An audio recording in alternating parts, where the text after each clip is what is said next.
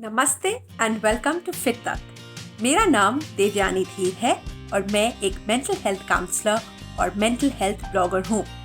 आज मैं बात करूँगी आप सबसे पोस्टपार्टम डिप्रेशन के बारे में। ये एक ऐसा ज़रूरी मुद्दा है जिसे अक्सर हम नॉर्मल या नेचुरल की आड़ में नज़रअंदाज कर देते हैं और इतना दफना देते हैं कि इसके बारे में बात करना भूल ही जाते हैं। हमारे समाज में इस मुद्दे के बारे में इतनी कम जानकारी है कि बात करें तो कैसे। Therefore, to create awareness about postpartum depression, I will share with you everything about it today. Postpartum depression कैसे होता है, कब होता है, क्यों होता है और इसको ओवरकम करने के लिए हम सब क्या कर सकते हैं। तो चलिए शुरुआत करते हैं with what is postpartum depression.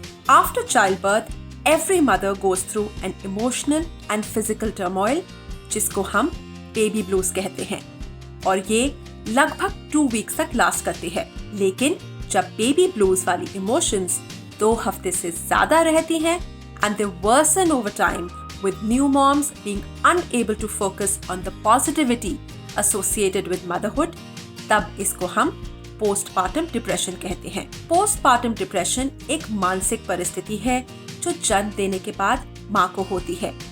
ये 10 से 20% नई मदर्स को होती है and the condition can last for up to 2 years post child birth. अब समझते हैं कि ये क्यों होता है। इसका मेन कॉज है hormonal imbalance.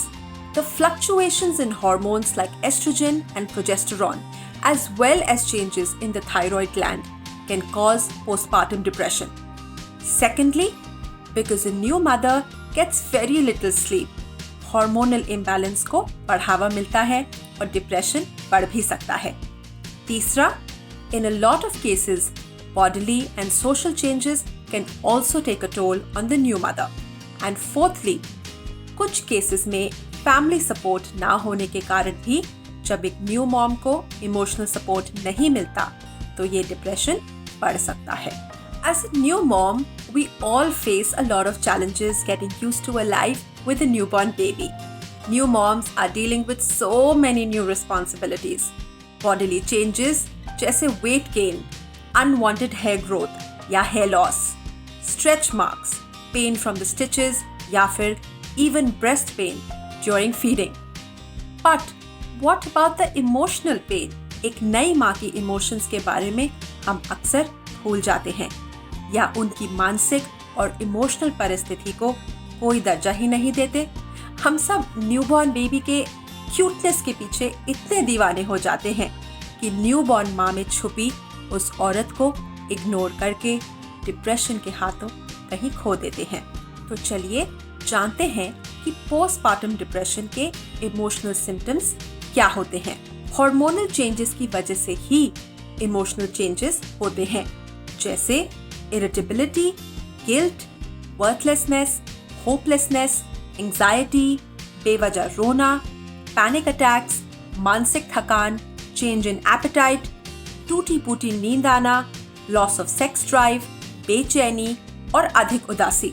Some mothers can even feel trapped by the responsibilities of motherhood, and this can often leave her feeling guilty and unworthy of being a mom and unable to take care of a new baby.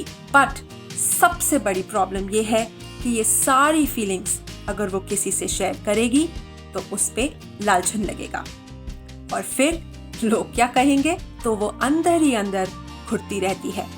Neither can she control these feelings because they are not in her control, and neither can she share them. अब ये सब symptoms होने का ये मतलब बिल्कुल नहीं कि वो एक बुरी माँ है या माँ बनने के लायक नहीं। इसका मतलब है कि उसको मदद की जरूरत है, हमारी, आपकी, एक साइकोलॉजिस्ट की, अपने पति की और अपने परिवार की। नाउ एज हर फैमिली हम न्यू मदर्स की 2 तरीके से मदद कर सकते हैं। 1 फिजिकली एंड 2 इमोशनली। फिजिकली हम 5 चीजें कर सकते हैं। 1. We can take over the household chores. 2. Give her a break from her regular duties so that she can take care of the baby, focus on herself and get some much deserved me time. 3. Take care of the older children if she has any. 4. Share the night duties on alternate nights. And 5. Make sure she's taking her prescribed medications regularly and is not ignoring her own needs. लेकिन इसके साथ साथ जरूरी है उसकी emotionally मदद करना। अब क्योंकि जैसा हम जानते हैं कि पोस्टपार्टम डिप्रेशन एक मानसिक और इमोशनल डिसऑर्डर है, इसलिए इमोशनली माँ की मदद करना बहुत इम्पोर्टेंट हो जाता है। इमोशनली मदद करने के लिए हम 5 चीजें कर सकते हैं। पहला, encourage her to share her true feelings and vent out her thoughts. And बिना जजमेंटल हुए उनकी बात सुने, मन की बात करें, क्योंकि बात करने से ही बात बनती है। दूसरा, माहौल लाइट रखें, laugh more often with her. तीसरा, make sure she doesn't isolate herself. चौथा, be mindful about her moods and watch for any signs and symptoms of depression that we spoke about today. पांचवा, उसके छोटे छोटे efforts notice करें और उसको बताएं कि वो एक अच्छी माँ है। अरे, फालतू तारीफ करने को नहीं कह रही, बट उसको रीअश्योर करना, उसको एक्नॉलेज करना इस समय बहुत जरूरी हो जाता है।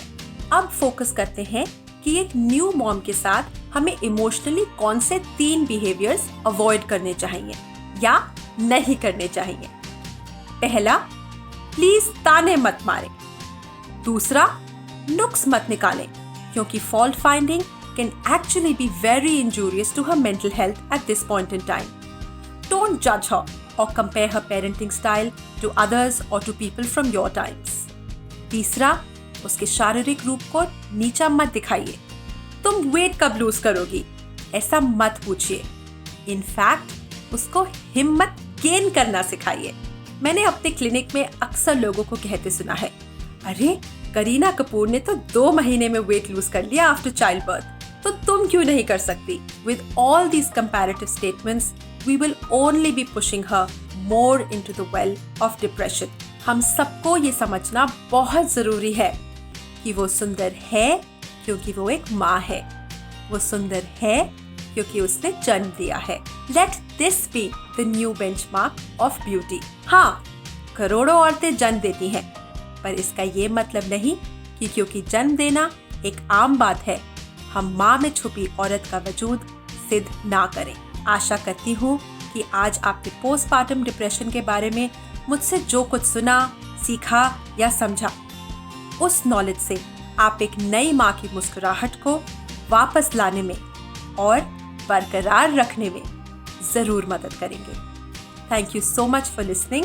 नमस्ते।